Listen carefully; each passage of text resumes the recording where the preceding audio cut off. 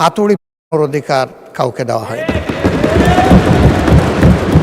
শ্রদ্ধা রেখেই বলতে চাই, মাননীয় সংসদ সদস্য বয়সে আমার বড়, তিনি মুক্তিযুদ্ধে তার অবদান সবকিছুই বলেছেন, কিন্তু নিজের অবদান বলতে গিয়ে আরেকজনের অবদানের উপরে হাতুড়ি অধিকার কাউকে দেওয়া হয়। তিনি পার্সোনালি আমাকে হার্ট করেছেন। তিনি বলেছেন যে আমি বলে থাকি আমি শহীদ মুক্তিযোদ্ধা পরিবারের সদস্য, তাহলে ইনি এটাকে চ্যালেঞ্জ করছেন। 2 নম্বর, উনি বলেছেন কোনো মুক্তিযোদ্ধা কিংবা শহীদ মুক্তিযোদ্ধা পরিবারের কেউ জামাত ইসলামী করতে পারে না, তাহলে উনাকে জিজ্ঞেস করে করা লাগবে? এটি আমার নাগরিক অধিকার। আমি কোন দল করব, কোন আদর্শ আমি অনুসরণ করব, এর উপর হস্তক্ষেপ করার ন্যূনতম কোনো অধিকার রাষ্ট্র কিংবা সংবিধান কাউকে দেয়নি। আমি এটার তীব্র নিন্দা জানাই।